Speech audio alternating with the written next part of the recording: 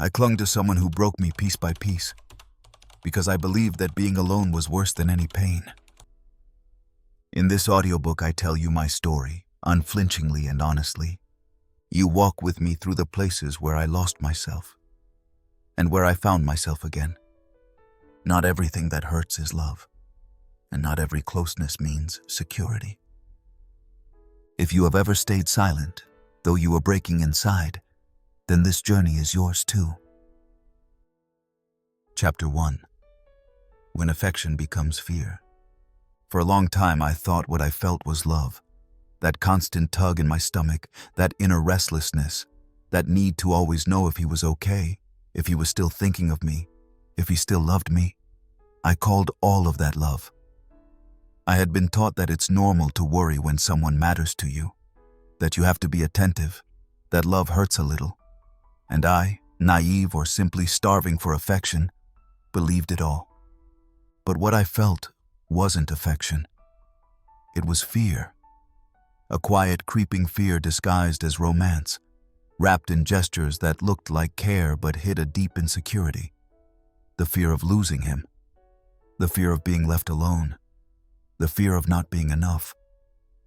I lived in constant tension, as if at any moment something might happen to push him away from me.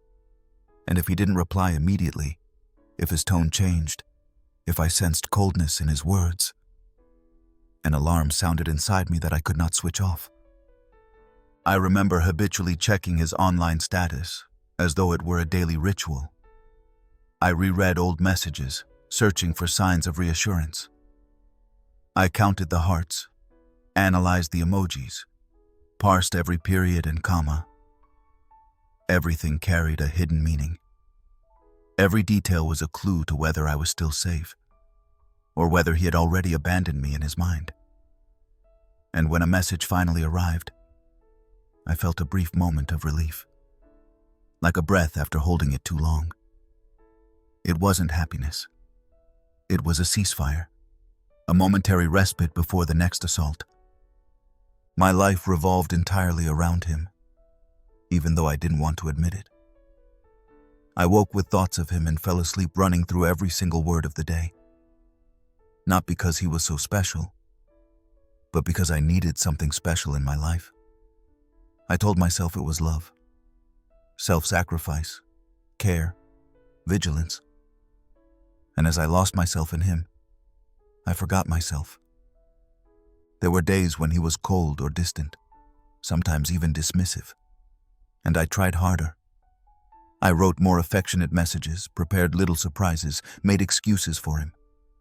He said he was tired, stressed, overwhelmed, and I understood, respected it, made myself small so as not to disturb him. In my mind, it was clear. If I showed too much, if I asked for too much, he would tire of me. So I stayed silent, smiled, and waited. Fear does not always show itself in trembling or tears. Sometimes it dresses up as care, as excessive attention, as a romantic gesture. It hides behind, "I just want him to be okay." But the truth was, I wasn't okay. I lived in an emotional state of emergency so constant that I thought it was normal, that love means always being on guard, that inner peace is a sign of indifference and chaos the proof of passion. But every time I looked in the mirror, I saw someone drained. A woman who smiled by day but shattered by night, who spoke little for fear of saying too much, who pretended to be cool but inwardly screamed to be loved honestly, not out of pity, not out of habit, but out of a genuine, clear choice. In time, I understood something more painful than any rejection. I wasn't in love with him. I was obsessed with the idea of being loved. He was just the figure filling that void. It could have been anyone. The point was simply not to be alone. For me, being alone meant being worthless, unwanted, superfluous. And there lay the true problem. I had never chosen myself. I was always waiting for someone to rescue me from my own inner vacuum. But if you put your well-being in someone else's hands, every gesture becomes a threat, every silence a torment, every distance a punishment. I had grown so accustomed to living that way that I couldn't even enjoy the good moments. In my head, I was already bracing for the next setback. I lived ready to be hurt. I could not allow peace, because peace made me nervous. Because fear makes you see danger even in silence. When everything is calm, it seems suspicious. So I lost myself in a relationship that was not good for me. I got used to emotionally surviving instead of living. I became an expert at excusing the unmentionable, at appearing strong while I crumbled inside. I normalized things that were never normal. And no, he wasn't a monster. He was just who he was. The problem was that I'd adapted to his absence.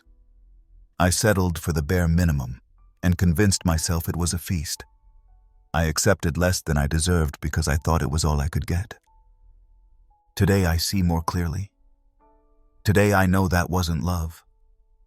It was fear, the fear of not being chosen. And that's why I clung to the first thing that felt like closeness, even if it hurt me. Because the void inside me screamed louder than any warning.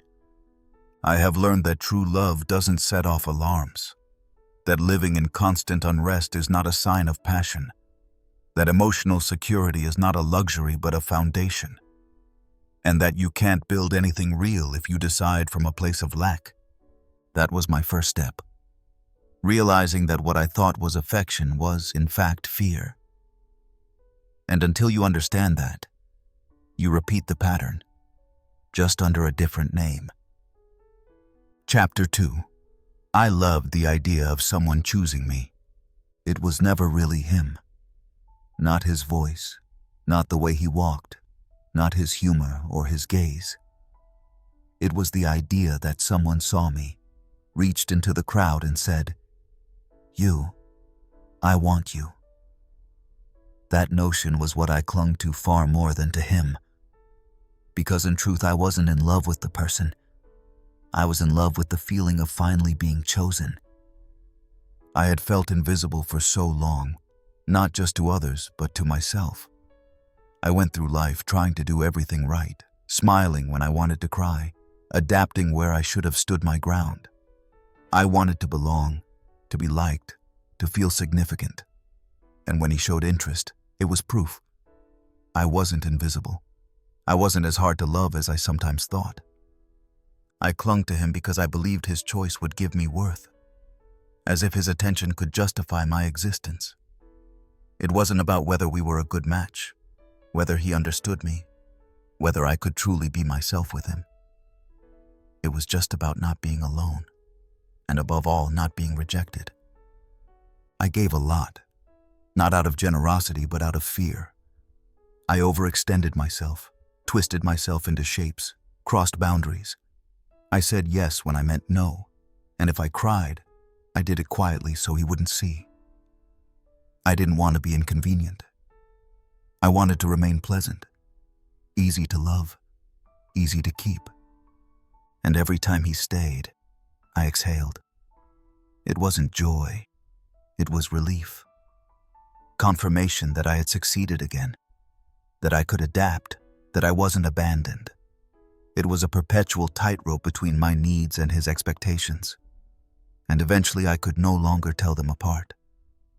I told myself it was love because I missed him when he left, because I got anxious when he didn't write, because I felt incomplete without him.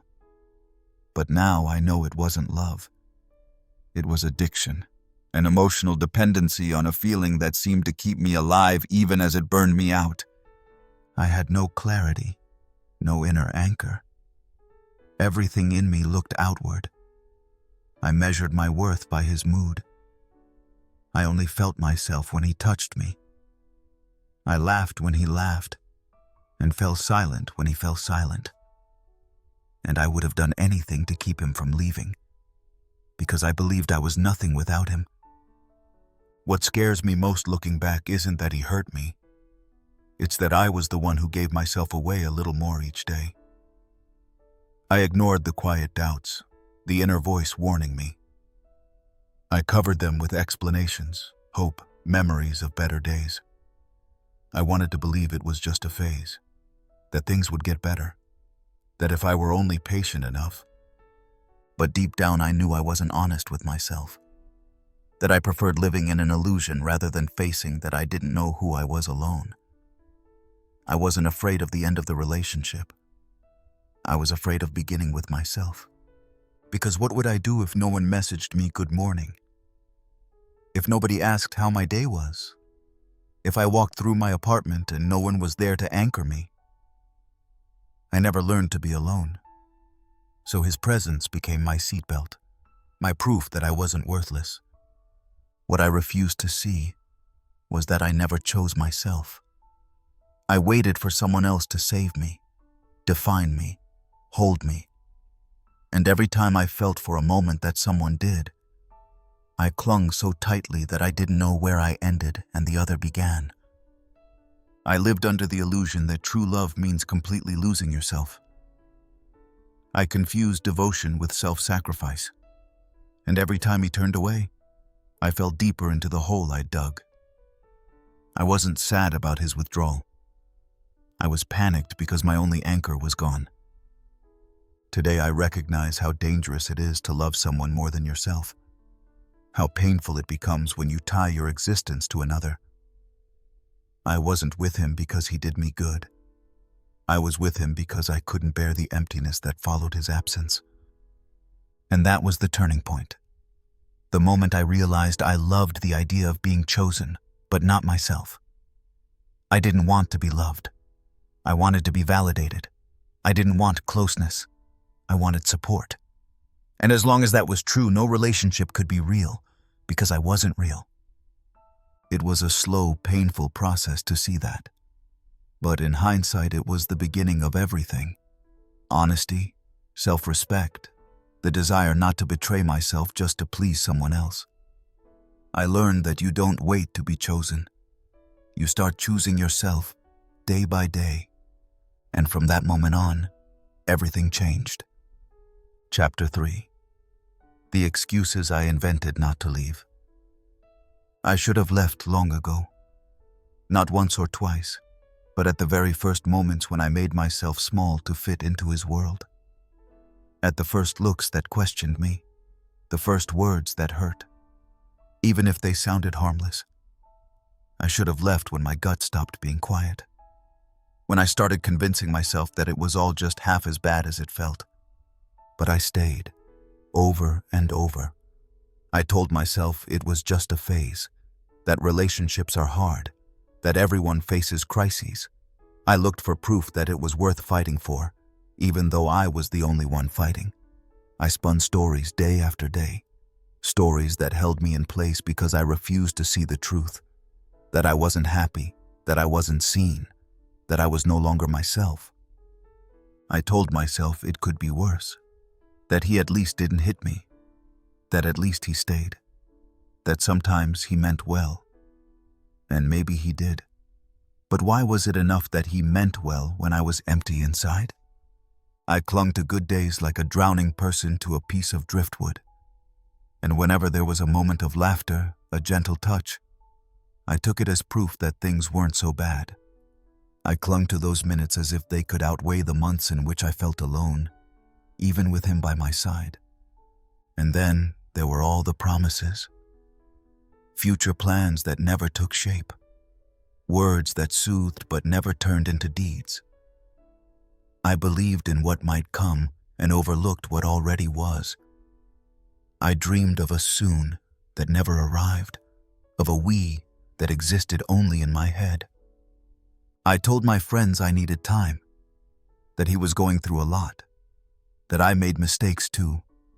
I rationalized his behavior as if it were my job to understand him. But who understood me?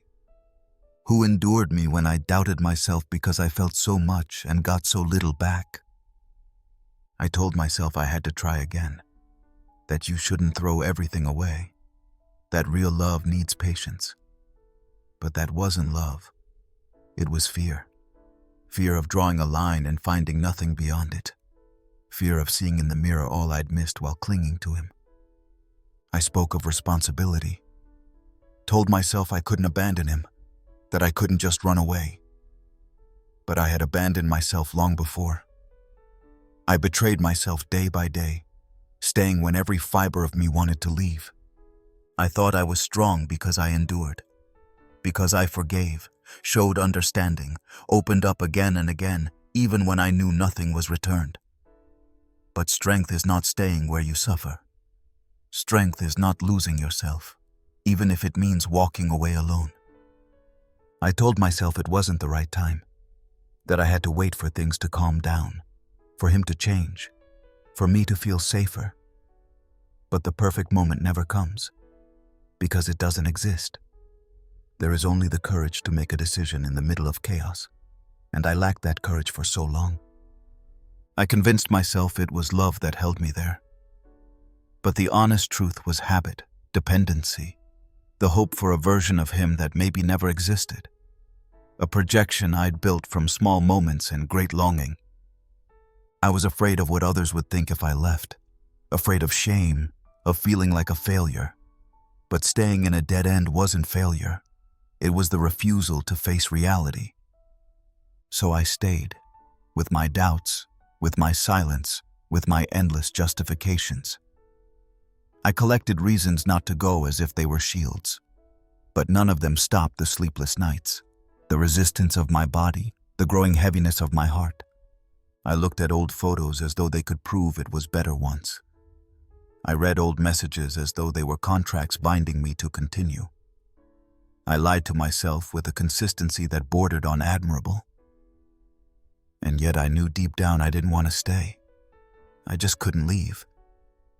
Until one day I stopped asking myself if I loved him, and instead asked why I loved myself so little that I allowed it all. And that was the moment something inside me began to crack. Not with a dramatic burst, but with a quiet, clear thought. I had had enough. I had had enough of my own lies, enough of the tiny postponements, enough of the fear I'd made my companion. And that was the beginning of the end. Not of the relationship, but of the story I told myself to stay. Chapter 4. The silence that swallowed my dignity. I was often silent, not out of maturity or calm, but out of fear. I closed my mouth when words burned on my tongue. I looked away when I should have met his gaze. I shrugged when I felt like I was falling apart. I acted as if everything was fine while I crumbled inside. And the worst part was that I grew used to it. It started subtly, with small moments when I should have said, "That hurts. I don't want this. I feel uncomfortable." But I said nothing. I swallowed it, took a deep breath, smiled, tried to understand, to diffuse, to placate. I didn't want conflict. No scene. I wanted peace, at any cost. And that cost was my dignity. I remember evenings when he struck me with words he passed off as jokes, phrases that undermined my worth, gestures that were cold, dismissive, disrespectful. And I laughed out of embarrassment, made a joke, changed the subject. Not because I didn't notice, but because I didn't know how to protect myself without losing him. Because every time I wanted to speak up, I heard the consequence in my head. That he would leave, that he would turn away, that I was too sensitive, too complicated, too much. So I stayed silent. And each silence was like handing him another piece of me that I didn't even need his permission to give. I told myself this was the maturity a relationship demands. That you shouldn't make a mountain out of a molehill. That I was generous, forgiving, understanding. But in truth, I was merely quiet. I was compliant. And eventually, I no longer knew what I sounded like when I spoke honestly. There were so many things I never voiced. Hurts I exhaled away, questions I didn't dare ask, moments I suppressed because I knew if I named them, there'd be no going back. And I wasn't ready to risk that. So I went along. I was the reasonable one. The one who didn't nag. The one who understood everything. And every time I stayed silent, I shrank. Not for him, but for myself. Bit by bit, I disappeared until I was only a shell. Functional, polite, pleasant, but empty. I didn't know who I was without him. I only knew who I had to be to keep him.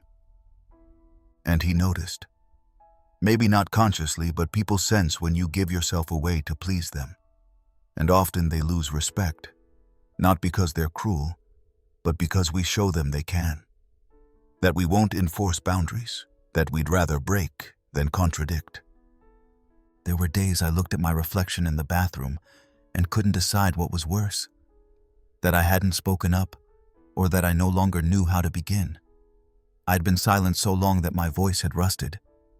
And when I finally tried, I sounded shaky, like someone who no longer believed herself. I wished he would ask, that he'd see how hard I was fighting, that he'd sense my false smile. But he never asked. And eventually I stopped hoping. I became an extra in my own life. I played along, said the right lines, nodded at the right moments, and inside I screamed. It is a slow death to learn to deny yourself, to stop taking yourself seriously so as not to disturb the peace. I lost count of how many times I thought, now speak up, and didn't. I felt trapped in a system I'd built myself, with every swallowed word, every forced smile. And then something strange happened. I began to feel ashamed of my own silence. Not ashamed of what he said or did, but ashamed that I said nothing, that I went along, that I betrayed myself, voluntarily. That was the moment I started to wake up, not suddenly, not dramatically, but in small, quiet realizations. Thoughts like, I should never have let that slide, or that was not okay, no matter how he meant it. And slowly, very slowly, I began to feel again where my boundaries lay, what I was worth, and how long I had hidden that worth to make things easier for him. Today I know dignity need not be loud, but it must not be silent either. That love isn't losing yourself. That a peace that eats you alive from within is no peace at all. And that a silence that shames you is not maturity, but surrender. I didn't scream when I left. I didn't deliver a grand monologue. I didn't lay everything on the table. I simply kept quiet. But this time not out of fear, but out of clarity, out of a calm resolve never to let myself be unheard again. Chapter 5. Dependence disguised as loyalty. For a long time I thought I was loyal, that I persevered because I was faithful, that my patience, my understanding, my constant return were signs of strength. I was proud of my endurance, proud not to give up easily. I called it love. I called it devotion. I called it loyalty. But in truth, it was fear, an addiction I refused to recognize because it felt so noble. I stayed though I felt unwelcome. I stayed though I felt unseen. I stayed because I convinced myself it was the right thing to do, that relationships require hard work, that you don't walk away at the first sign of trouble. I wanted to prove I wasn't like others, that I didn't run, that I fought. What I failed to see was that I was fighting myself. I kept alive a bond that drained me just to avoid being the one who quits. I told myself I couldn't leave him because I loved him. But the more time passed, the clearer it became. I didn't love him. I loved the image of myself as someone who doesn't give up. I was the one who endured all, the one who forgave, who stayed even when it got hard. I'd internalized that role so deeply, I no longer noticed what it cost me. I wasn't loyal. I was dependent. Addicted to feeling needed, to hoping things might improve, to the illusion that my love alone could save us. I stopped listening to my feelings. I listened to principles, beliefs buried deep. You don't walk away. You don't abandon someone.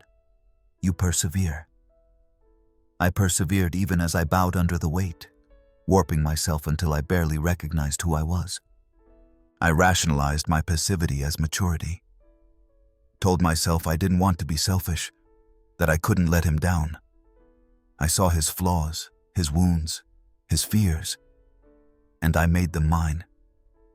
I became his support, his helper, his quiet strength in the background. I was there for him even when he wasn't there for me, and I called it loyalty. But loyalty without reciprocity is not virtue. It's self-abandonment with a pretty label. I thought he needed me, but in truth it was I who needed him, not because he did me any good, but because I'd forgotten who I was outside that role. Who am I if I'm not saving, not functioning, not fighting? I confused duration with meaning, believing that the longer I stayed, the more valuable it was. But time doesn't heal everything. Sometimes it just prolongs the damage. I stayed not because it made sense, but because I didn't know how to let go without breaking. I feared the void that follows giving up an illusion. And so I kept telling myself I was loyal, that I had character, that I was doing what was right. Yet inside I heard a voice whisper, "This isn't character. It's fear. You're not staying because you're strong, but because you're afraid to pay the price of freedom." I felt torn in two. Part of me wanted to leave. The other clung with 1,000 arguments. What if he changes? What if I regret it later? What if I destroy everything? I waited for a perfect moment, a big enough reason to finally go. But that moment never came, so I carried on, out of principle, out of duty, out of that false idea of faithfulness. I remember a conversation in which I told him we seemed to have lost ourselves. He just shrugged. No anger, no tears, only indifference. And I stayed anyway, telling myself he just didn't know how to handle emotions, that I needed more patience, that I had to give more, always more. But there was nothing left to give. I was empty. I had forgotten myself. And the worst part was I knew it. I knew I wasn't happy. I knew I was suppressing my needs, that I was suffering. But I treated it as my share of the deal, believing it was the price of loyalty, of love, of a lasting relationship. Today I see it differently. I know true loyalty starts with yourself, that you owe nothing to someone who only keeps you because you've lost yourself. That love is not a trophy earned by self-sacrifice. I wasn't loyal. I was trapped, in my fear, in my self-image, in a role that never served me. It took time, courage, and many quiet nights to admit it. But that admission was the beginning of my way back. Not to him, but to myself. Chapter 6. The day I realized I wasn't happy. It wasn't a special day. No argument, no drama, no crying in the rain or broken glasses on the floor. It was a perfectly ordinary morning. I got up, as always. I made coffee, as always. I set the table, placed 2 cups, even though I knew he'd come later again.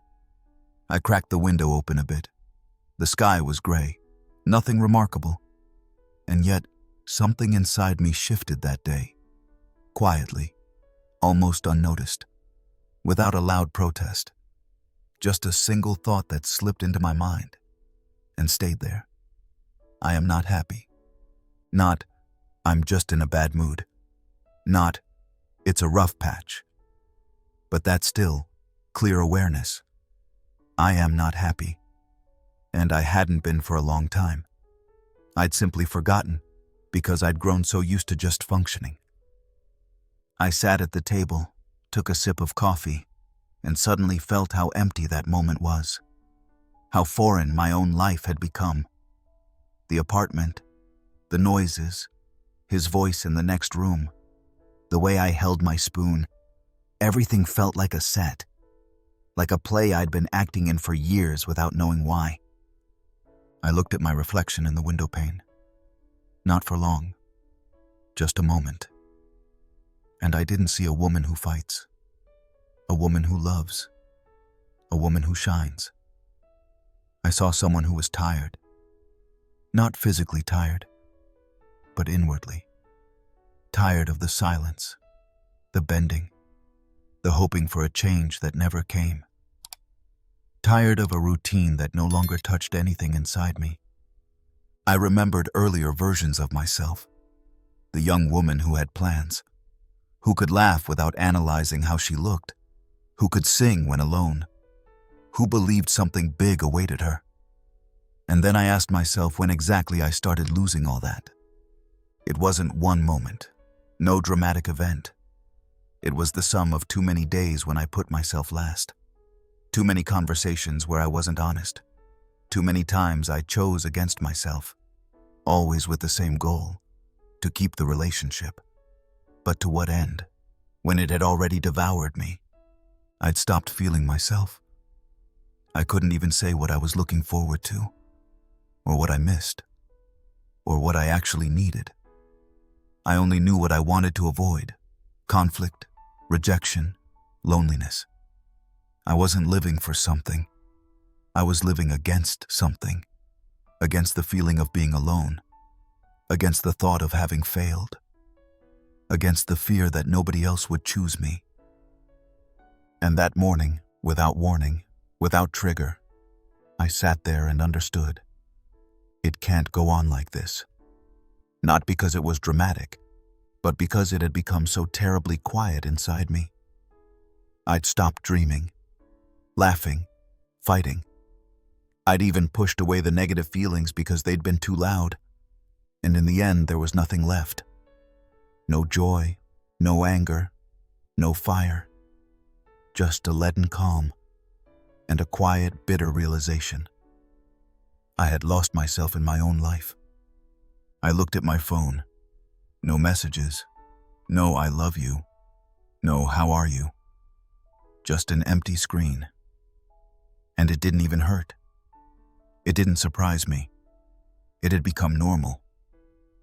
And that was the scary part. Realizing I'd accepted as normal what should have shredded me. I stood, cleared the table mechanically, and felt my throat tighten. No tears. Just that pressure you feel when you realize you've been too silent for too long, that you've endured for too long, and that it has a price. I didn't want to dramatize the moment. I just wanted to be honest, for the first time in a long time. I went to the bathroom, saw myself in the mirror again, and this time I didn't look away. I whispered softly, "You're not happy." And it was as if I untied a knot in my chest. I didn't have to shout it. I didn't have to prove anything to anyone. But I had to finally believe it myself. That day something began. Not a fresh start, no radical break, no packing a suitcase, just a new honesty, a first step, and it was as unremarkable as it was important.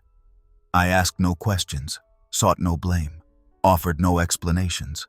I was simply there, with my truth, and that was more than I'd allowed myself in all those months. Happiness often looks spectacular from the outside. Trips, gifts, surprises. But true happiness, the quiet, deep kind, often begins with a moment like this. When you admit to yourself that you can't go on like this. No drama, no reproach, just clarity. I didn't know what would come next, but I knew I couldn't lie to myself anymore, that I couldn't pretend every day that everything was fine, and that I wanted more than just to survive. I wanted to live, and that desire was stronger than fear that morning. Chapter 7. What I kept silent. Out of fear of losing him, there were so many things I wanted to say. Words on the tip of my tongue that never made it out. Sentences I rehearsed in my head over and over, only to swallow them at the last moment. I was afraid, not of his reaction, but of what would come afterwards, of the rift, of the distance, of the point where words once spoken can't be taken back. I didn't want to risk him pulling away. I didn't want him to think I was difficult. I didn't want to appear weak, sensitive, or demanding, so I smiled when I should have cried. I nodded even though I disagreed inside. I stayed silent, out of love, as I told myself. But love that silences you isn't healing. It hollows you out. I never told him how often I lay awake at night feeling he didn't care. I didn't say how hurt I was when he belittled or ignored my needs. I didn't speak of the insecurity that crept in each time I asked for something, and his look told me I was overreacting. I became an expert at swallowing my feelings, and eventually I nearly forgot myself. You get used to being quiet. First out of caution, then out of habit. And eventually you believe that's just who you are. The one who doesn't speak up or ask for much. But I used to be different. I was loud when something bothered me. I could clearly state what I needed. With him, I learned every word has a price. That closeness is sometimes bought with your own silence. I should have told him I felt alone even when he was beside me. That his way of ignoring me hurt more than any harsh word. That I felt like I was talking to a wall. But I said nothing, because I hoped he'd notice himself, that he'd eventually ask, that he'd see. But he didn't. And I kept pretending everything was fine. I let hurtful remarks pass because I didn't want to seem overly sensitive. I pretended decisions were okay, even though they shattered me inside. I convinced myself that consideration meant diminishing myself. But that wasn't consideration. It was self-denial. I avoided conversations in which I should have said what I missed. I dodged situations where I should have shown my disappointment. I stayed quiet when I wanted to be loud. I showed understanding when I was actually angry. I made peace while at war with myself. And with every unspoken word, the distance between us grew. Not because he changed, but because I lost myself. I became a version of me so busy not losing him that she forgot she'd already lost herself. I remember an evening sitting on the couch, staring at the TV while he stared at his phone, and I wanted to say something, anything to fill the void. But I couldn't. It was as if I'd forgotten how to use my voice. I didn't even know where to start. I believed my love was proven by what I endured. That strength meant saying nothing. That trust meant asking for nothing. But that wasn't strength. It was convenient. For him. And destructive. For me. Because eventually I stopped holding back just my words. I held back my joy, my wishes, my whole personality. I became a shadow of myself, careful not to take up too much space, feel too much, or disturb too much. I told myself I acted out of love. But it was fear. A fear so deep it governed everything I did. I didn't want to be alone. I didn't want to start over. I didn't want to explain who I was and what I needed again. So I stayed, and I kept silent. What I didn't realize then was that love doesn't require silence. You can't lose what was never really yours. Honesty doesn't destroy. It reveals what was already fragile. I might have lost him.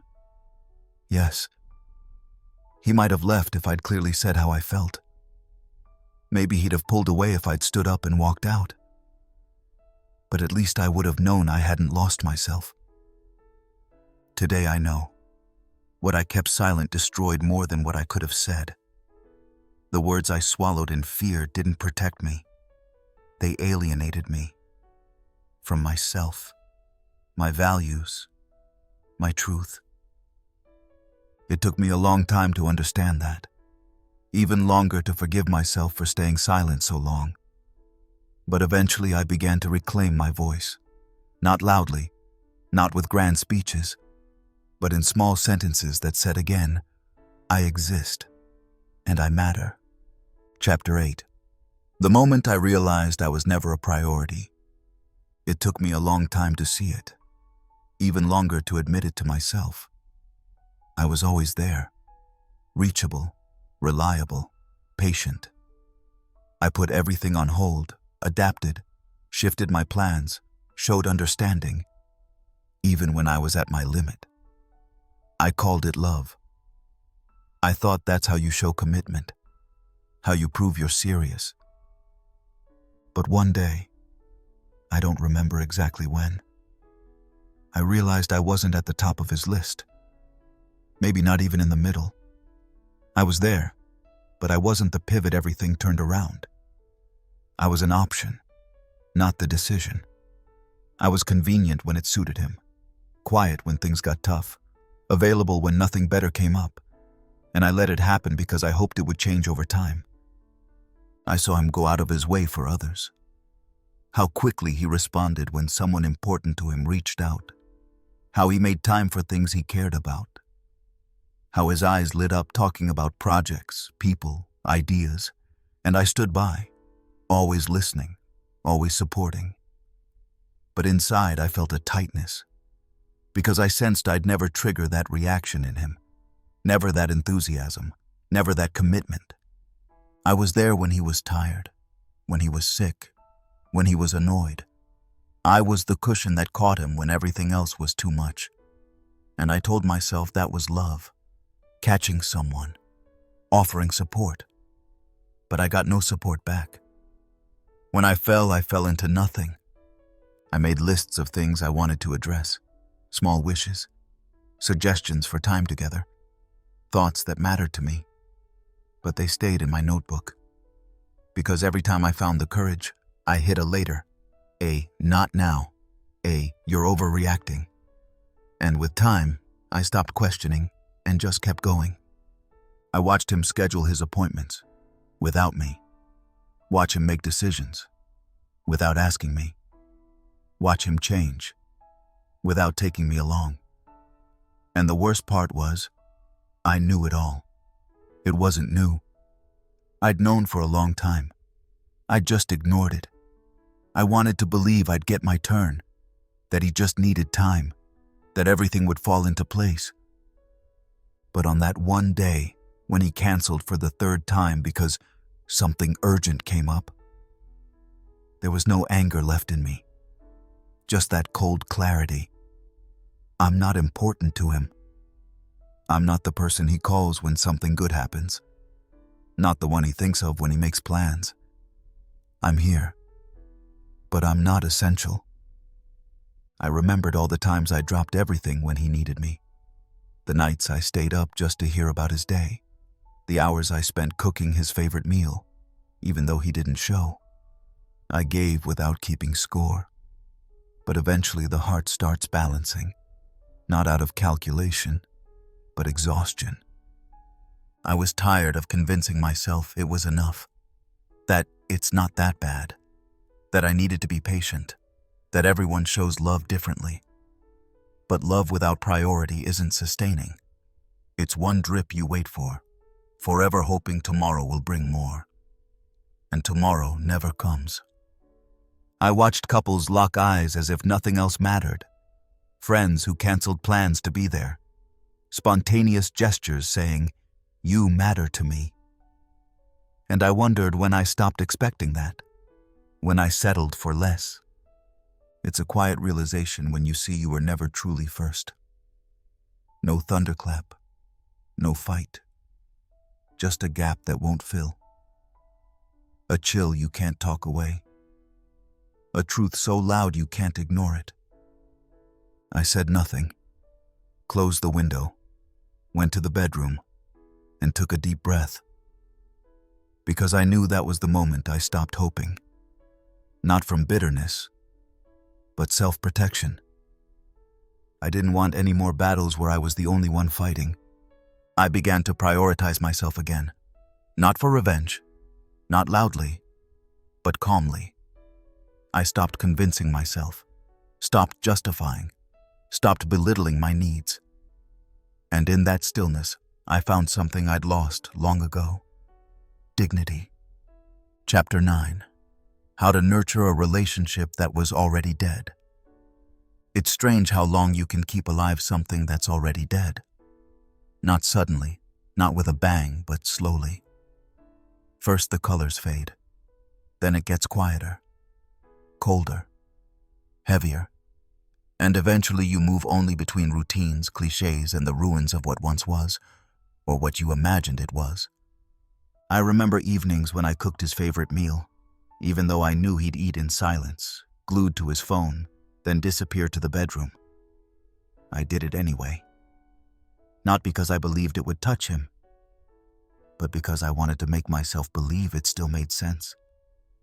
I washed his shirts, left little notes, asked about his day, even though I already knew the answer. A shrug, a nod, a fine.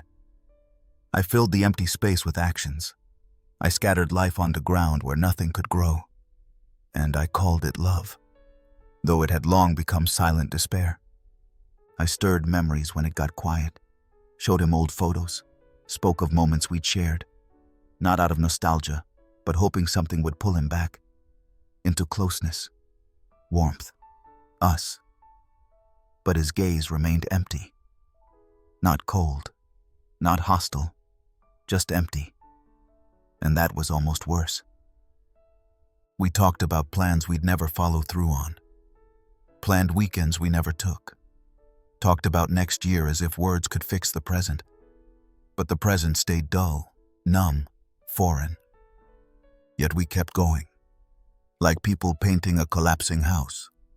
I laughed where nothing was funny, gave hollow compliments, reenacted scenes that once were real, hoping the echo would reconnect us. But nothing came back.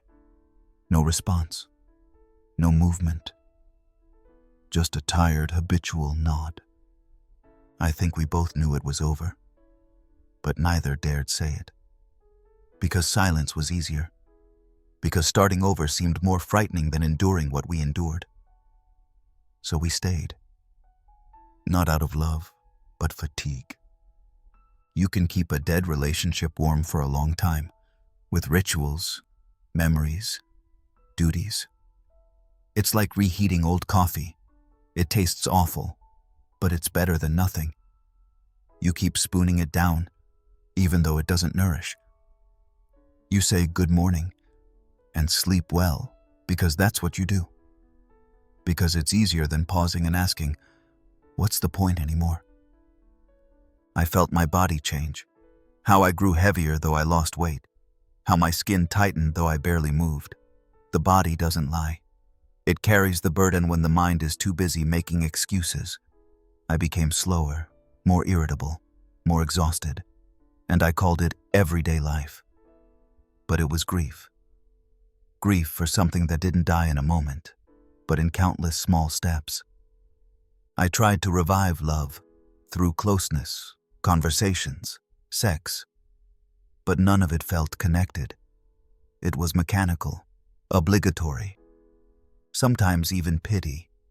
I felt used, yet I was the one pushing myself to be used, out of fear of final distance, and still I carried on.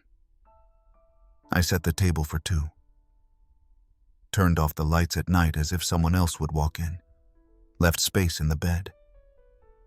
I pretended there was still an us, as if something could be saved, even though I knew we were shadows, quietly side by side, each in our own world, with a void between us you could freeze in. I spoke to friends about him, as if we were still together, as if our story was ongoing. I told anecdotes from years past because there were no new ones. I wasn't lying.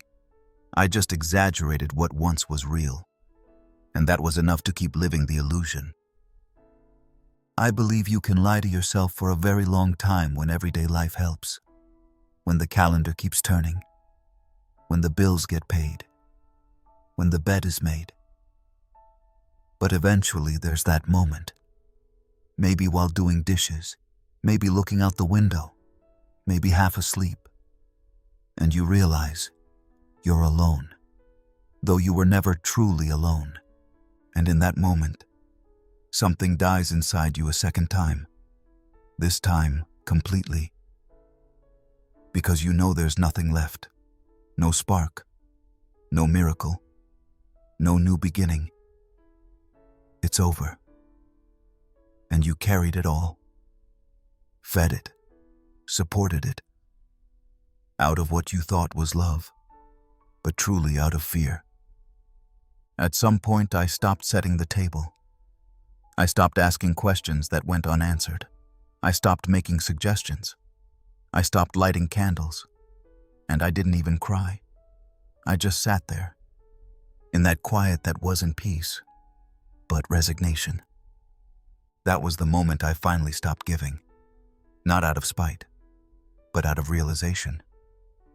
I can't save something that's not alive, and I won't lose myself to hold on to what's already empty.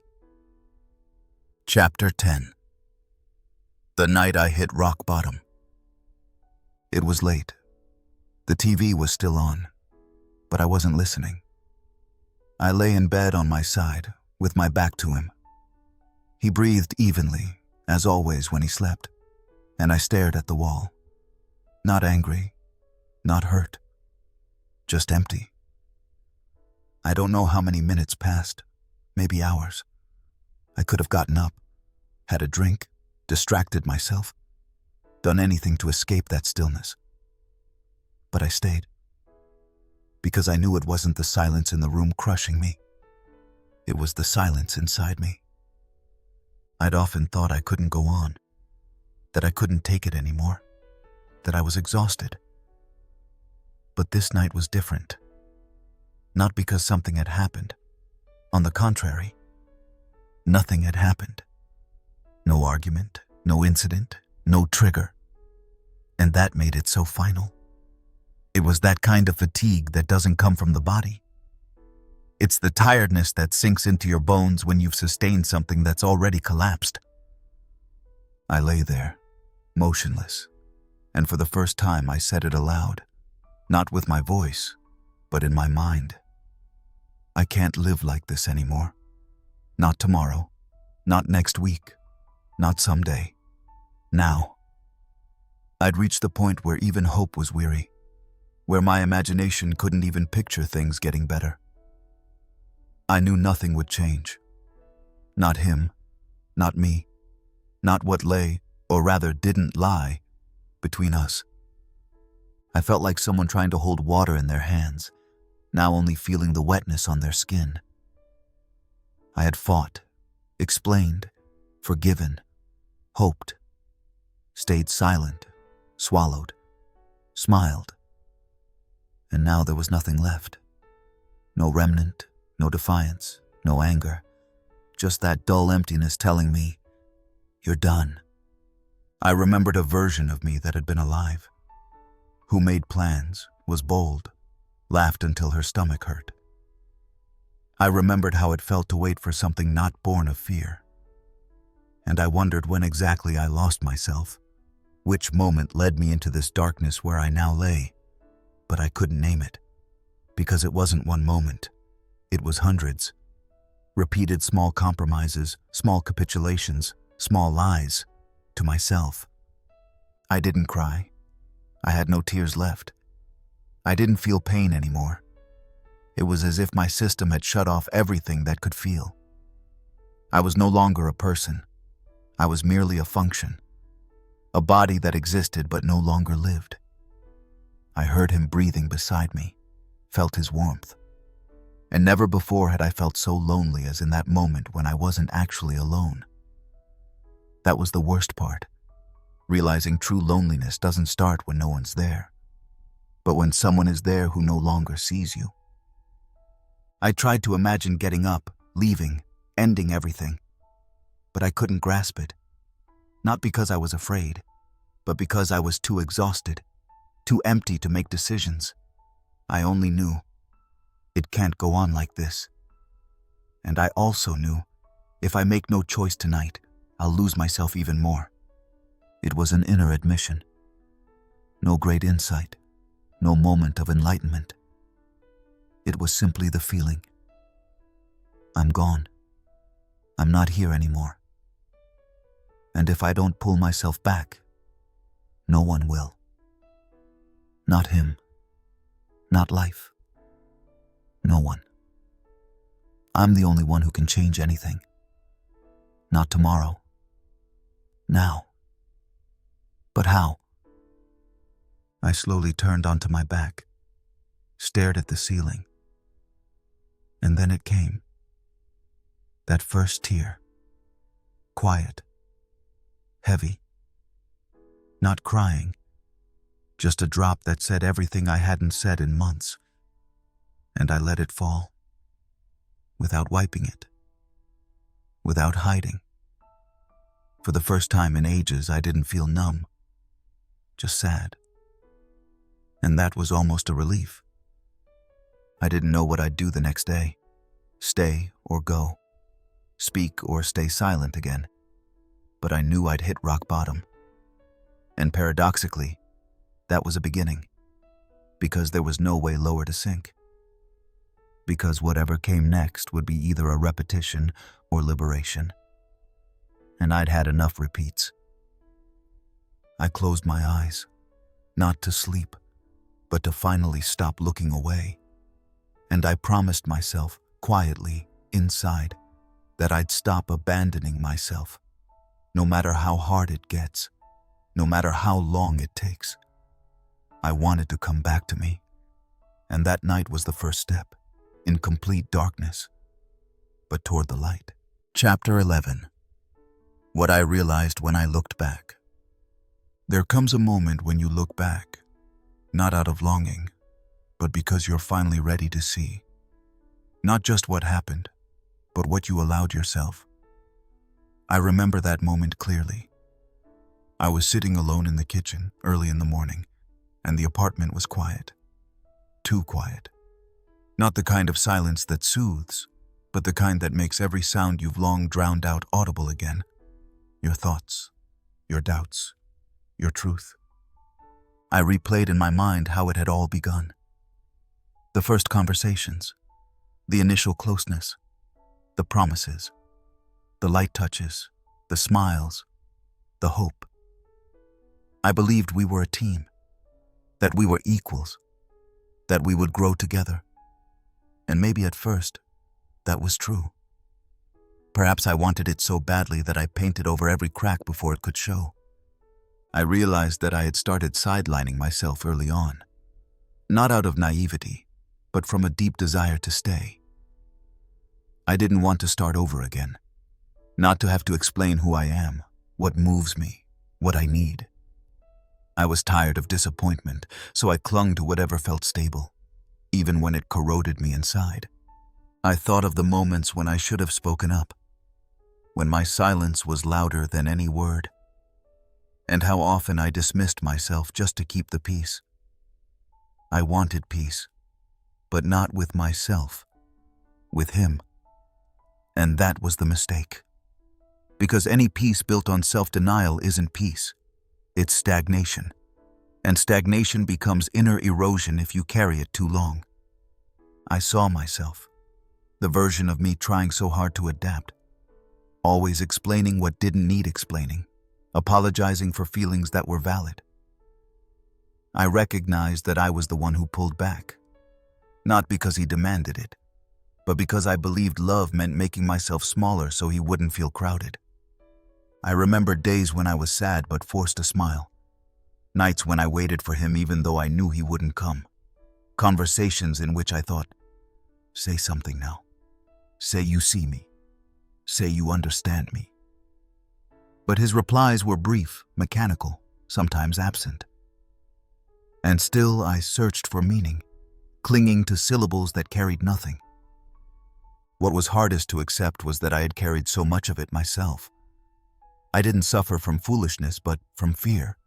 Fear of asking, fear of being inconvenient, fear of losing what I had never truly had. I saw all the excuses I'd made, the explanations, the reinterpretations, how I'd constructed a reality more bearable than the truth. I began to understand that what I mistook for love was often only a mirror of my own lack. I wanted to be seen because I couldn't see myself. I wanted to be held because I no longer had any support within me. I craved unconditional closeness because I had drifted so far from myself that I no longer knew where I began and ended. I realized that I didn't let him go because I didn't know who I'd be without him. And the real problem wasn't him, but the emptiness yawning inside me, which I tried to fill with attention, with his presence, with the feeling of being important. But none of that could ever close the void, because it lay deeper, because it came from me. I finally saw clearly. I had forgotten myself. Not in one day, not in one fight, but in hundreds of small moments I never took seriously. And that hurt more than anything. The realization that I wasn't a victim, but a co-author of my own disappearance. But I also understood that loving wasn't the mistake, that my hope wasn't a flaw, that my patience was not in vain. It was proof that I was willing to give, that I was capable of believing in someone. And that isn't something to be ashamed of. The mistake wasn't loving. The mistake was losing myself while doing it. And that is something I will never allow again. As I sat in that kitchen, the cold morning light on my skin and a heart slowly beginning to feel itself again, I knew I can forgive myself. I can look back without breaking. I can learn, not to be better for someone else, but to come back to myself. And perhaps the most important thing I learned when looking back was this: I will never love anyone again until I am certain I have fully reclaimed myself. Chapter 12. The emptiness after leaving. I had thought it would feel liberating, that I'd be able to breathe deeper, more easily, that I might even feel a pang of pride for finally leaving. But when the door clicked shut, there was nothing. No triumph, no relief, just silence, and that paralyzing, unexpected emptiness. I stood in my new apartment, among boxes that looked like a beginning but felt like a farewell. I heard my footsteps echo on the cold floor. No familiar scent. No usual background noise. Just me, and a space that suddenly represented everything I'd feared for years: being alone. I sat on the floor, back against the wall, trying to grasp what I had just done. I had left. Not out of anger, not impulsively, but deliberately, thoughtfully, for good. And yet inside me it felt like something had torn. Not just the bond with him, but a part of me that had clung so tightly to that relationship that without him, I hardly knew who I was. The first days were mechanical. I made coffee, set the cup down, showered, lay in bed. Everything felt foreign. Not just the place, but myself. I was there, but it didn't feel like me. I was calm, but it wasn't peaceful calm. It was the kind of silence that feels oppressively loud, that forces you to listen to what you'd successfully drowned out. I began to wonder if I'd done the right thing, not because I wanted to go back, but because the emptiness was hard to bear. I had fought so long, given so much, doubted so often, and now that I was finally out, something was missing. Not him, but the pattern, the routine, the familiar. Even if it had been painful, it was familiar. And the newness ahead of me was, above all, one thing: unknown. I remembered nights lying next to him, staring at the ceiling, feeling lonely even though he was right beside me. Now, no one was there. Yet this loneliness felt different, clearer, realer, maybe even more honest. I was alone, yes, but no longer in compromise. I didn't have to pretend anymore, not adapt, not explain, not hope. But this state, as honest as it was hard to endure. There was no applause for my courage, no acknowledgement, just me, and an emptiness that didn't ask if I was sure. It just was. And I had to learn to stay in it without immediately distracting myself.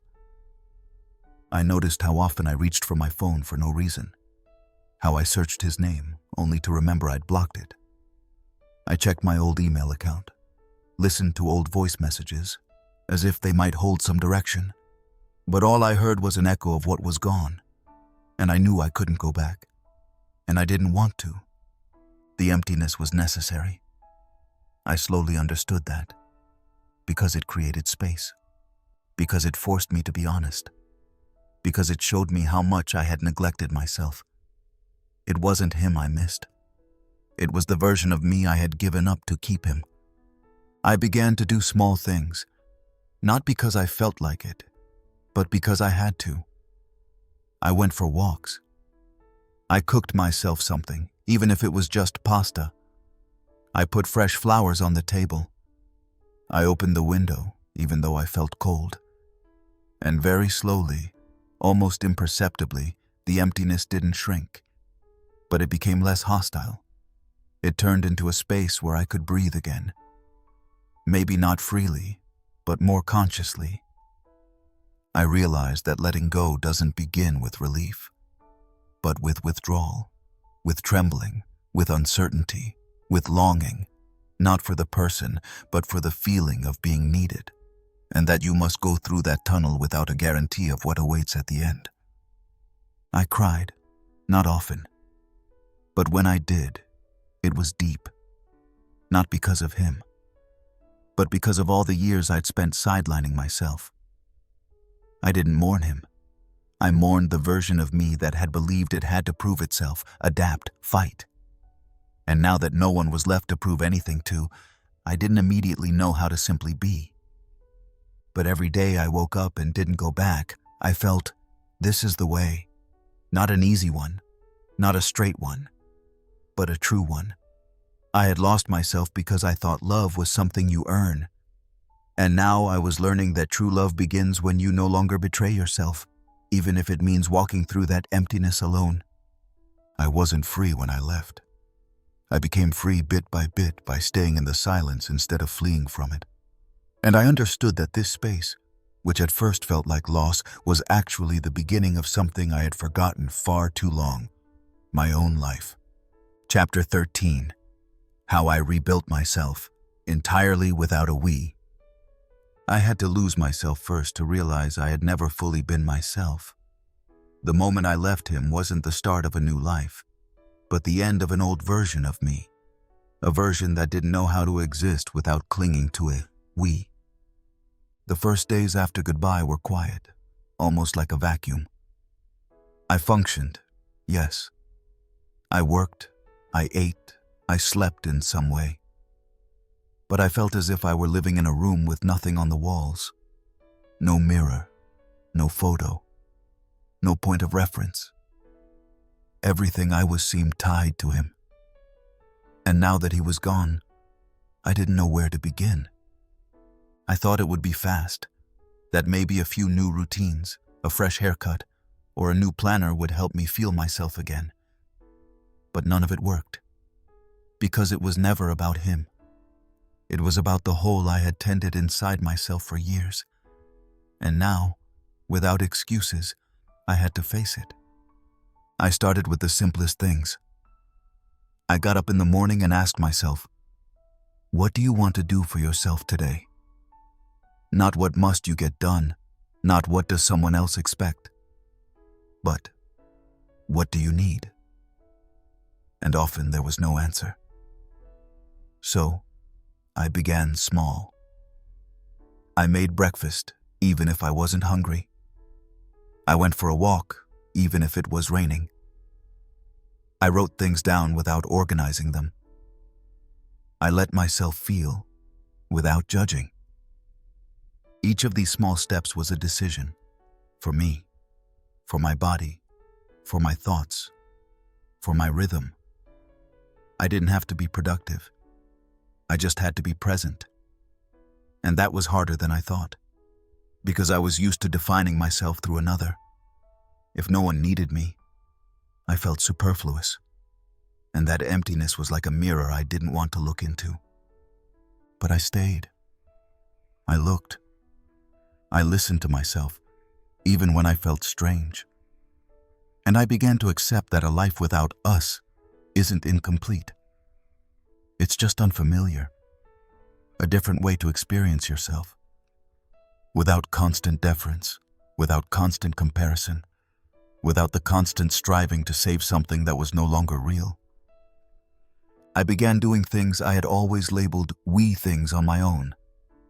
I went to the movies alone. I took a weekend trip by myself. I ate alone in a restaurant. And it was oddly quiet. No one across from me, no conversation, no shared menu. But after the third time, it was no longer loneliness. It was space. For me, for my thoughts, for my presence. I learned to be with myself without needing distractions. No dating, no quick replacements. Just me. And that was often uncomfortable. Because when you're alone, you notice how loud your inner dialogue is. You can't push anything away. Everything surfaces. Doubts, shame, memories, even the desire to be loved again. But not at any cost. I understood that I don't have to wait for someone to choose me to feel complete. I began to choose myself. And that wasn't one moment. It was a process, a daily act of decision. I stopped judging myself for all that had been. I stopped sugarcoating my story. I took it as it was. And from that honesty, something new emerged. Self-respect. I began setting boundaries. Not loudly, not defiantly, simply clearly. I no longer responded to messages that felt like old patterns. I said no when I wasn't ready. I stopped apologizing for needing space. And I noticed how good that felt. Not arrogant, but genuine. I built myself a home that belonged only to me, with colors I liked, with music I could play loud without restraint, with furniture I chose myself. It was more than an apartment. It was a place where I reassembled myself. Not like before, not better or worse, just different, more authentic. I laughed again. At first, rarely, then more often. Not because everything was good again, but because I felt that I was still here, that something in me lived on, even though a relationship had ended. I was never just half of a whole. I had always been complete. I'd just forgotten it. And one day, after many weeks, I sat in a cafe, looking out the window, and noticed something I hadn't felt in a long time. I hadn't wasted a single thought on him. No mental image, no memory, no need to know how he was, not out of coldness, but because I was truly with myself. For the first time. I didn't rebuild myself to please someone new. I rebuilt myself so I wouldn't be a stranger to myself anymore. And that was the difference. I didn't need a we to feel whole. I was here, with all that I was, and that was enough, more than ever before. Chapter 14. The days when I wanted to go back. They existed. Those days when I quietly thought, maybe I made a mistake. Maybe it wasn't so bad. Maybe it would be easier to go back than fight every morning against that dull ache in my stomach reminding me I was now alone. It wasn't every day, but when it came quietly and persistently, like a song you can't get out of your head, even though you know you don't want to hear it. They were the days when memories suddenly resurfaced through small triggers. A scent on the street, a certain song on the radio, a comment from someone who knew nothing of my story. And in an instant I was back there, in our old apartment, in our shared rhythm. I saw his hands, heard his laughter, remembered the way he sometimes looked at me when we both thought everything was fine. And I wondered if I had thrown it away too quickly, if I had been too impatient, too sensitive, too uncompromising.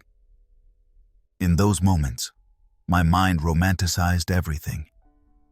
I remembered what was beautiful, the Sundays we stayed in bed late, the car rides with loud music, the evenings we cooked together and actually laughed. but I blocked out what lay between. The waiting, the silence, the feeling of being overlooked. I remembered the we I had wanted so badly, not what it truly was in the end. There were hours when I opened his profile, even though I knew it would do me no good. I read old messages where he wrote how much he missed me, how important I was to him, how much he wanted to change. And I wondered if it had been real, if he'd meant it, if anything could have been saved if I had just waited a little longer.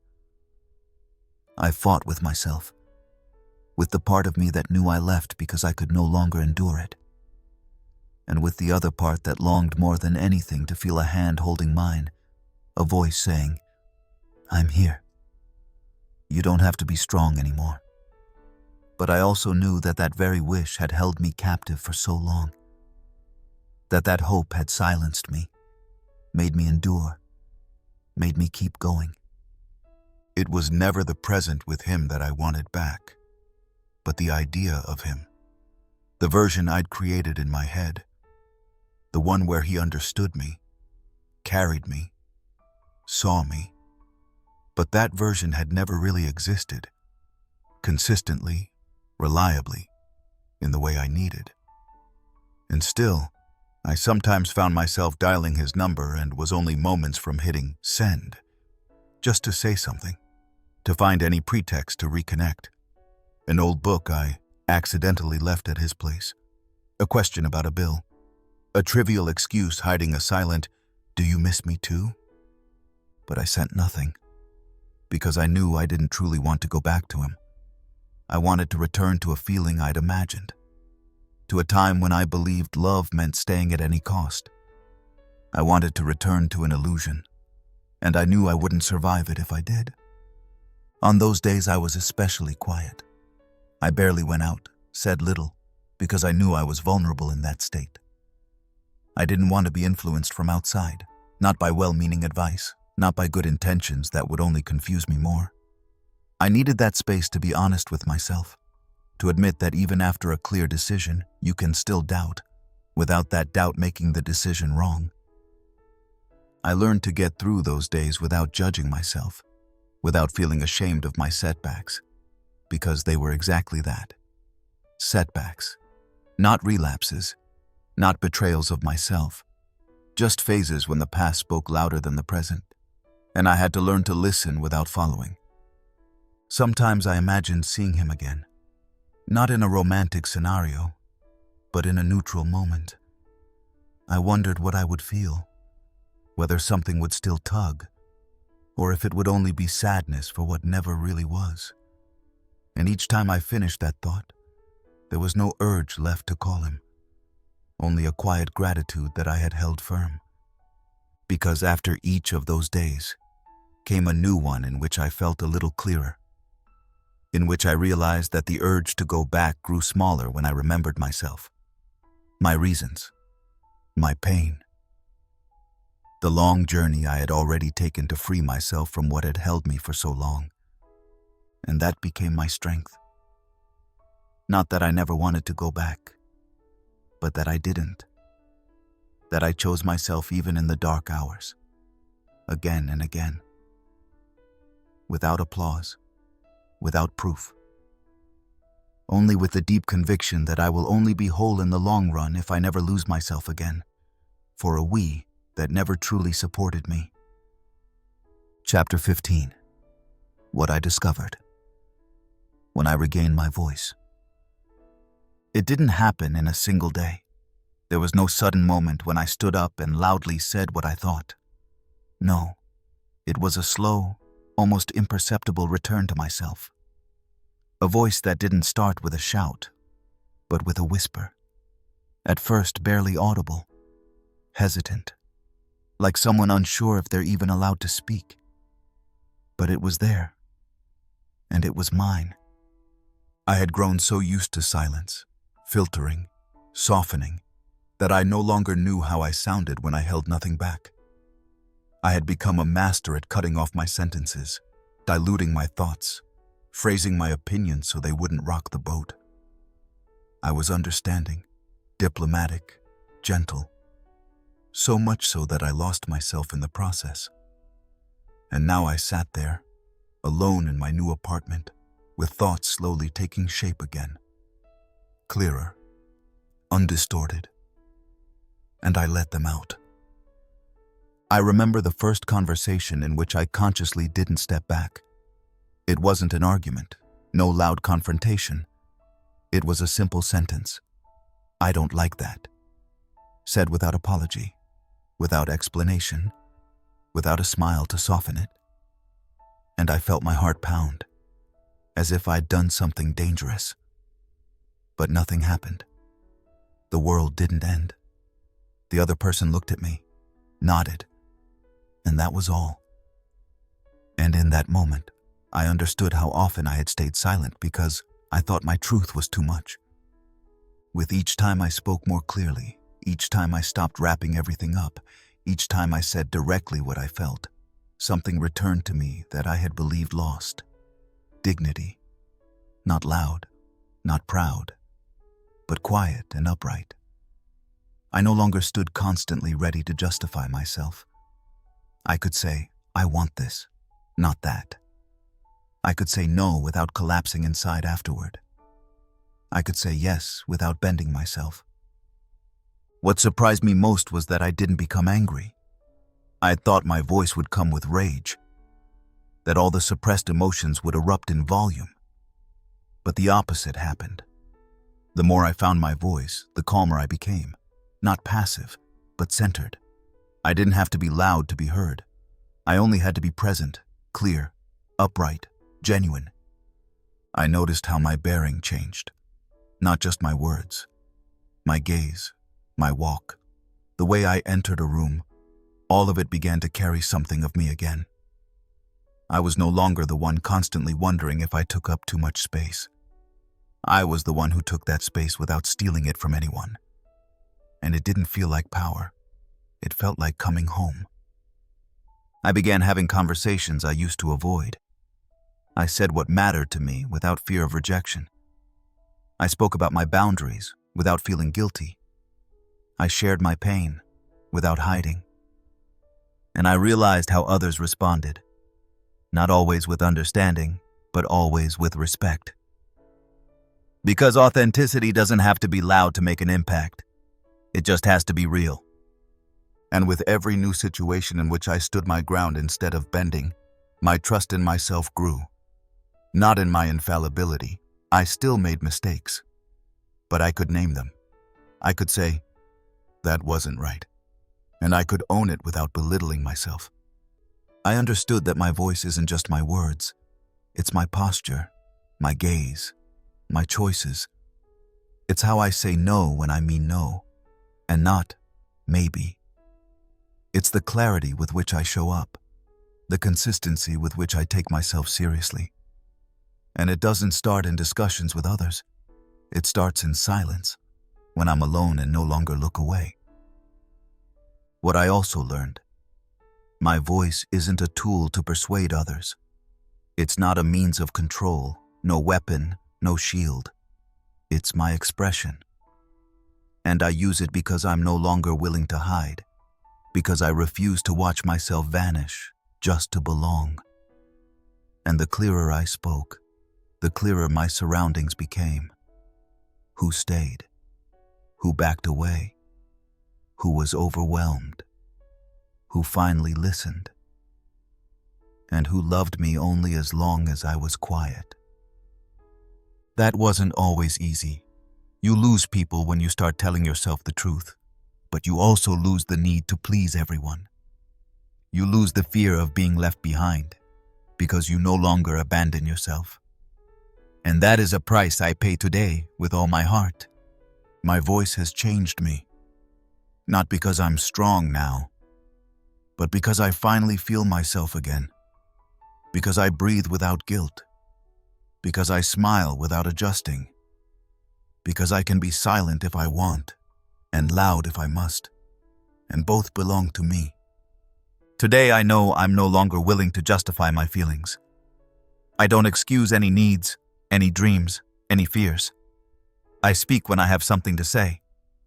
and I stay calm when silence isn't surrender, but a choice. I didn't search for my voice.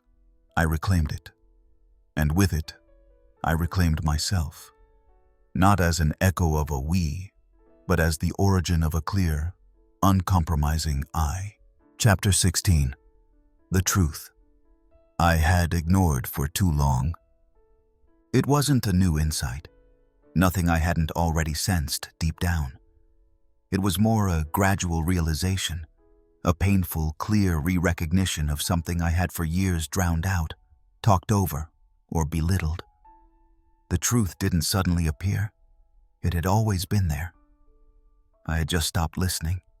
I had grown so accustomed to the chaos that eventually I mistook it for normal.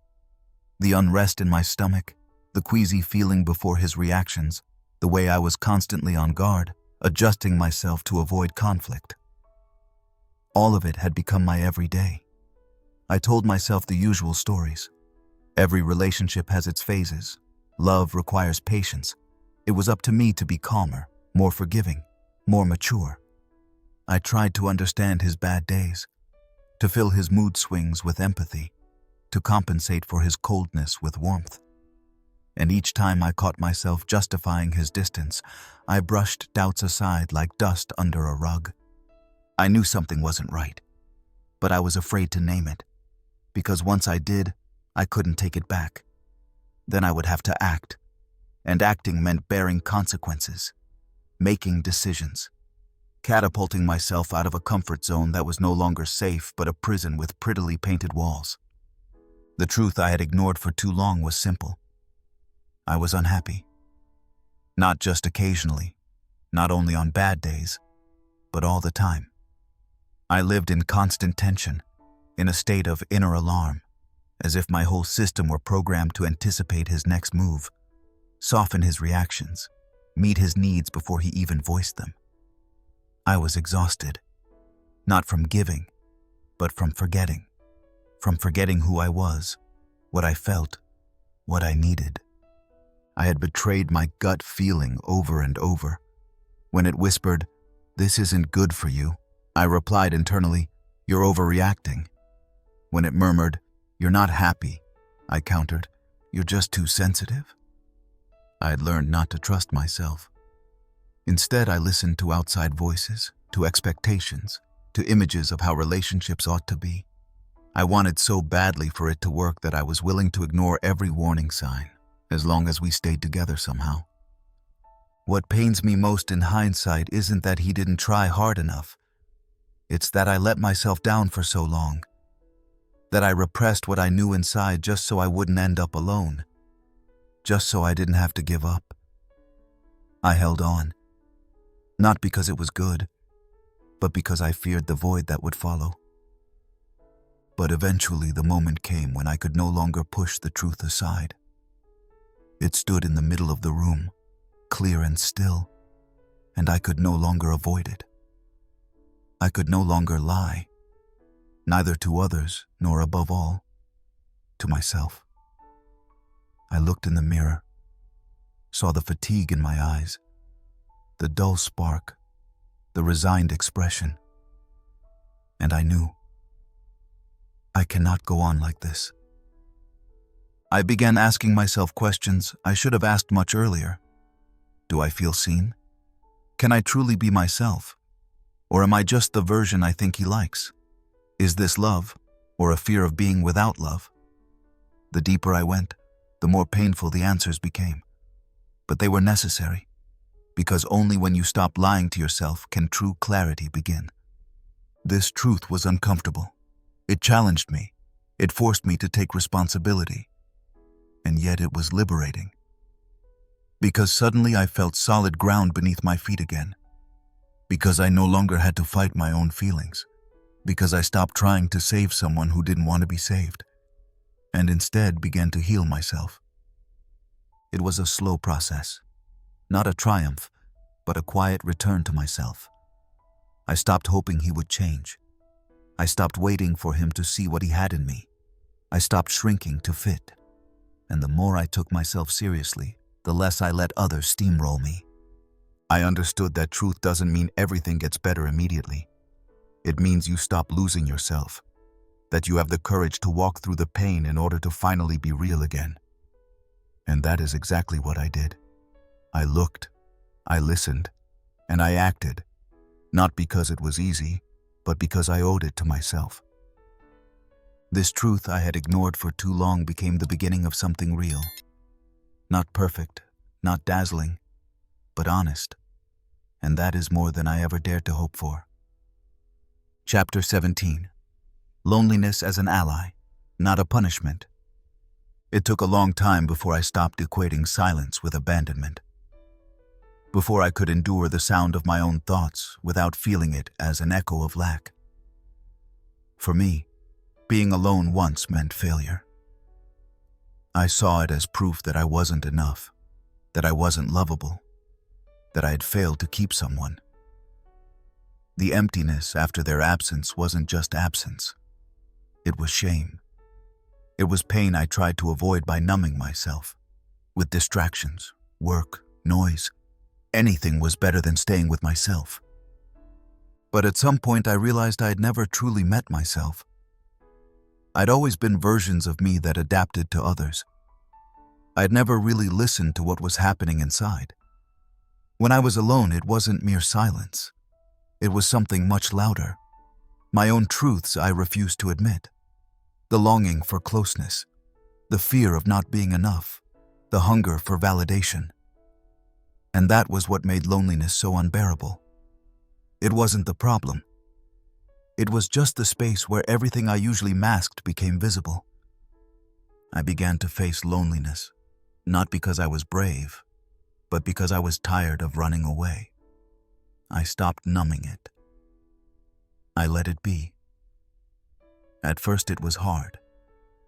It felt like an inner tremor, as if my whole system rebelled against this unfamiliar yet honest state. I'd sit on the couch in the evening with no distraction and feel my heart flutter, as if I had to flee, but I stayed. And eventually that trembling grew quieter. I started to ask myself, who am I when no one defines me? What do I want when no one tells me what's right? What remains of me when I stop functioning? Those weren't easy questions, but they opened doors I had never entered. I discovered parts of myself I'd overlooked for years, not because they didn't exist, but because I was too busy ignoring them. I began to care about myself again, not as a project to optimize, but as a person to rediscover. Loneliness didn't suddenly become pleasant, but it became familiar. I learned to speak its language. I realized it showed me things no one else could voice. My history, my old patterns, the fact that I'd used relationships like painkillers, not out of love, but out of need. And the more I understood that, the less fear I had of being alone. It wasn't isolation. It was a space for reconnection. I started doing things just for me. I took aimless walks. I wrote without knowing where it would lead. I sat on the balcony and watched the world without rushing. Small, unremarkable moments for others. But for me, they were new beginnings. Because I did them because I wanted to. Not to please anyone. Not to prove anything. Not to distract myself. Over time, I grew a new kind of trust. Not in others, but in myself. I knew I could be okay on my own. That I was enough. That I could make decisions without justification. Loneliness was no longer a dark pit to avoid. It became a friend. Stubborn, direct, sometimes uncomfortable, but always honest. And that honesty was what I'd been missing. I stopped sidelining myself to stay close to someone. I learned that connection has no value if it's built on fear. That closeness born out of the wish not to feel yourself isn't real closeness. And I understood. If I can't bear myself in solitude, I'll lose myself even in togetherness. It was a process. Not a fairy tale. Not a heroine's epic.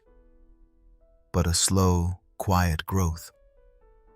And with each day spent with myself without hating, I became freer. not outwardly, but inwardly. I didn't have to pretend anymore. I could be tired, hurt, confused, but also calm, clear, awake. I was no longer on the run.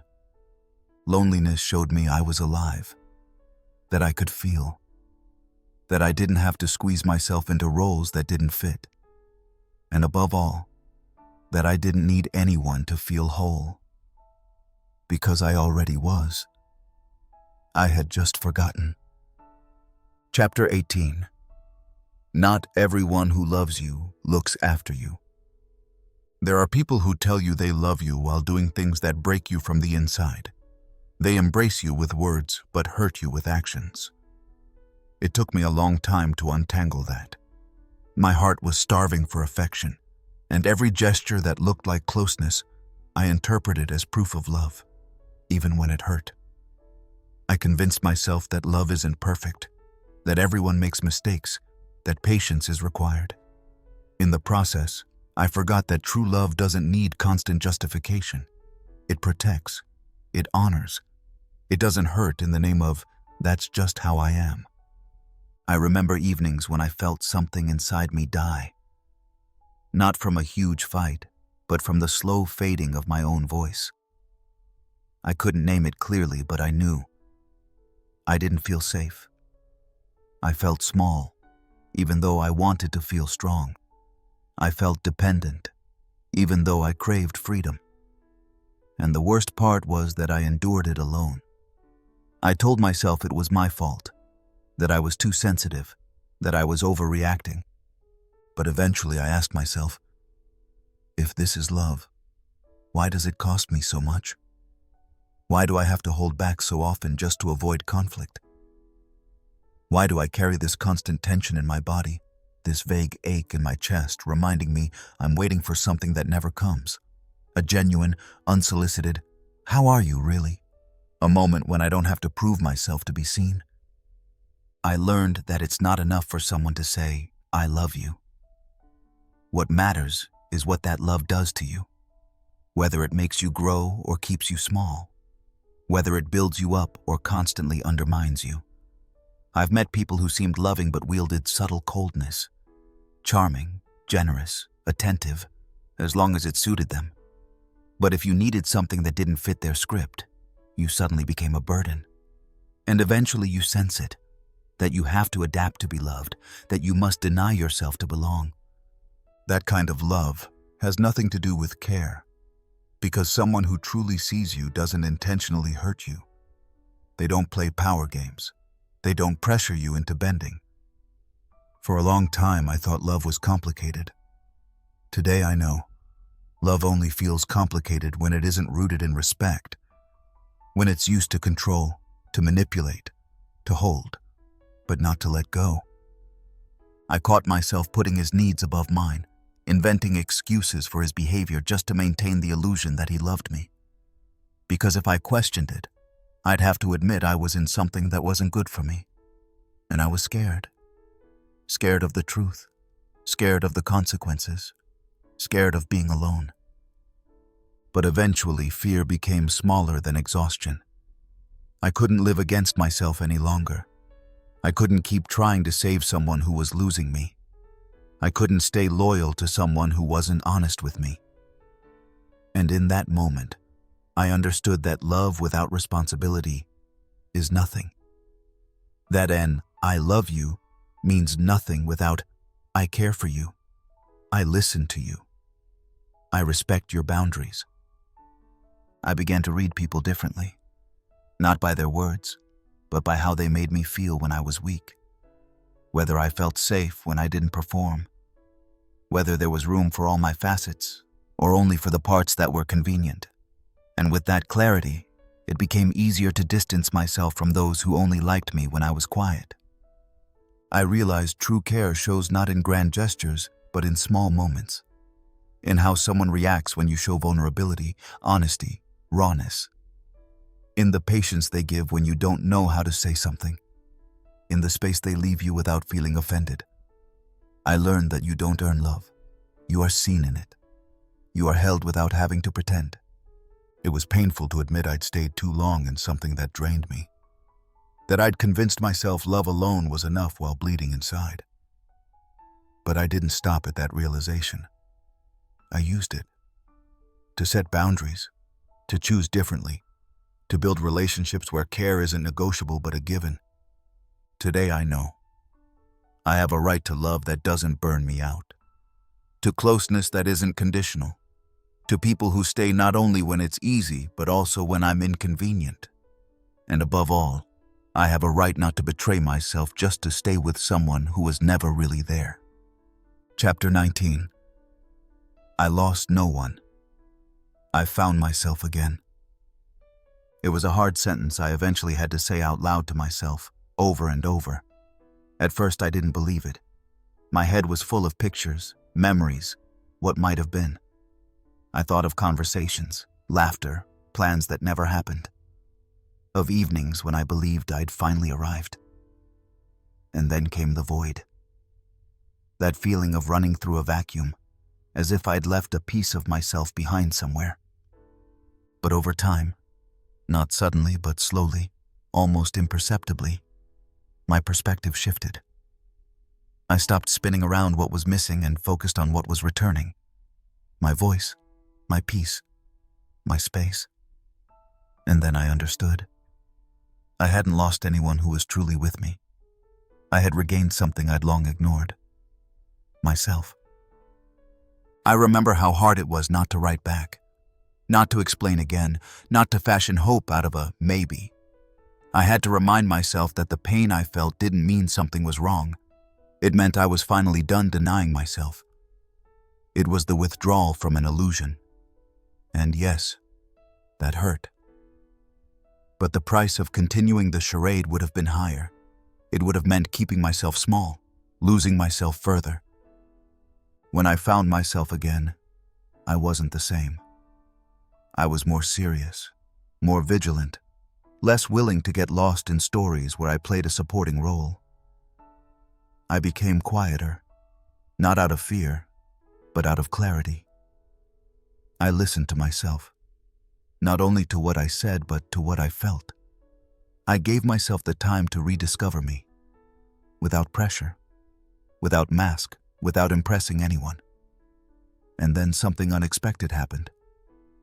I began to like the person I saw. Not the person you like when everything runs smoothly, but the one you like in those moments when you think you might break, and yet you rise.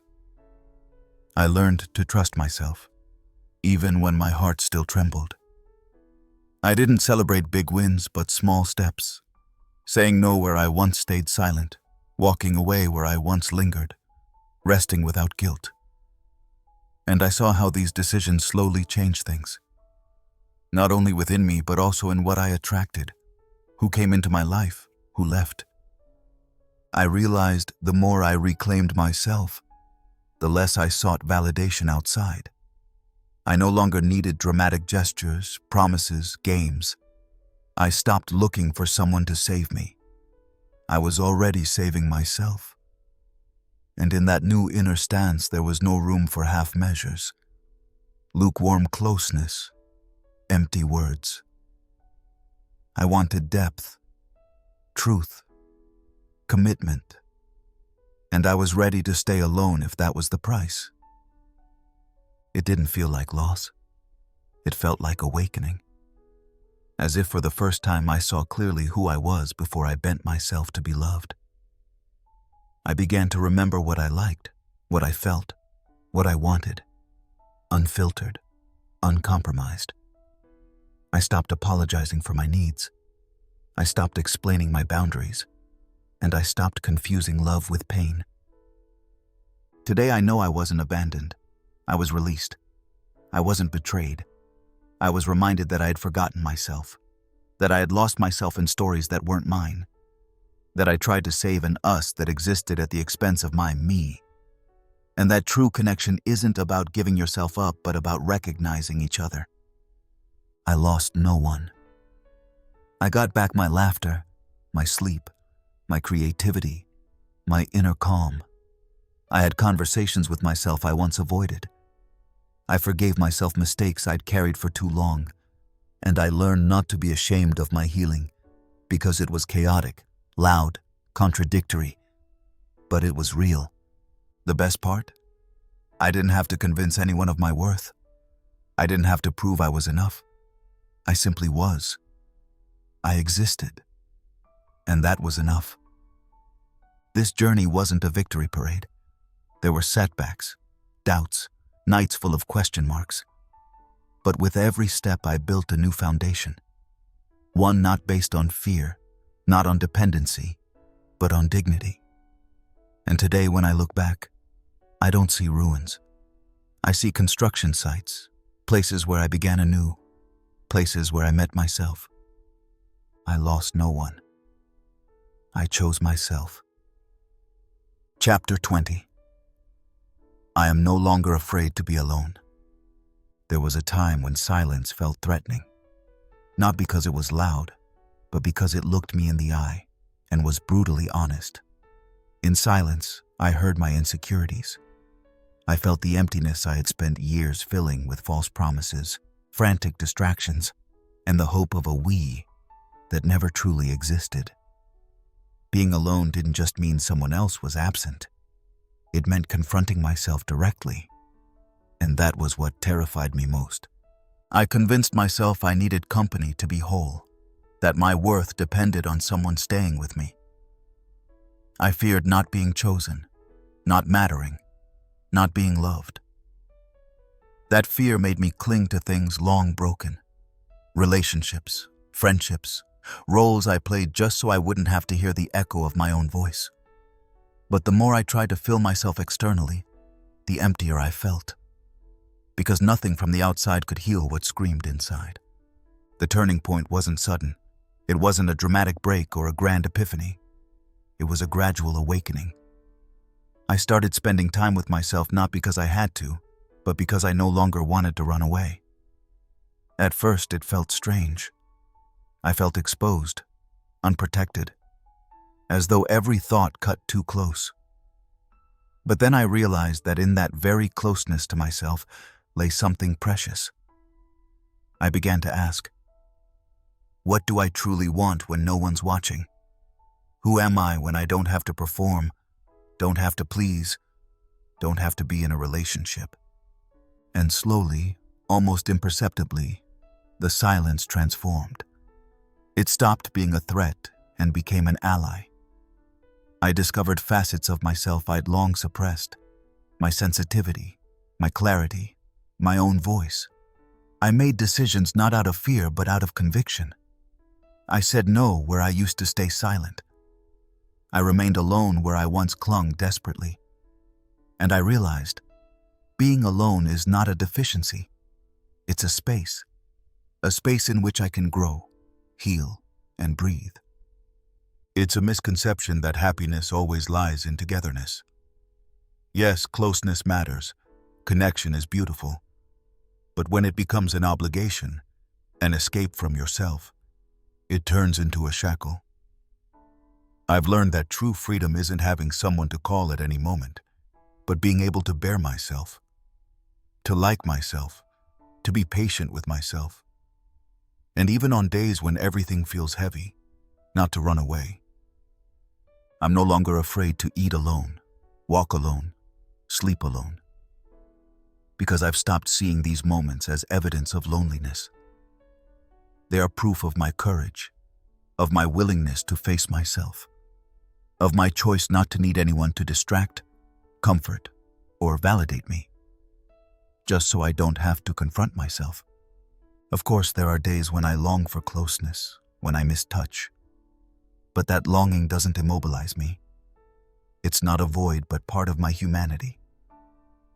I don't have to act on it immediately. I can feel it, name it, hold it, without judging myself. And that is a form of maturity I once thought beyond me. Being alone today is a sign of strength, of inner stability, of the ability to be enough for myself without shutting out the world. It doesn't mean I don't need anyone anymore. It means I'm no longer willing to lose myself just to force closeness. It means I can wait. I can choose. I no longer panic if nobody reaches out, if an evening remains empty, if a hug is missing. I've stopped treating solitude as a phase to overcome. It's not a deficit, but a condition, one as valuable as any form of togetherness. Perhaps even more because it taught me not to lose myself, to hold myself, to make myself home. Today I sit with myself at the table, and nothing is missing. I walk alone, and I feel free. I hear my thoughts, and they don't scare me anymore. I am with myself, and that is enough. And if one day someone comes who wants to stay, who sees me as I am, who doesn't complete me but accompanies me, that will not be a rescue, but a gift. Not a must, but a can. Not a support, but an enrichment. And until then, I am enough. Thank you for listening to the end. If at any moment in this audiobook you recognized yourself, felt understood, or were simply moved, please share it in the comments. Your story might help others feel less alone. And if this content has given you something, clarity, strength, or a new perspective, please subscribe to this channel. Every week we create a space here where we can speak honestly, show up authentically, and heal together, without pressure, without shame. I'll see you in the next audiobook. And remember, you are not alone. You never were.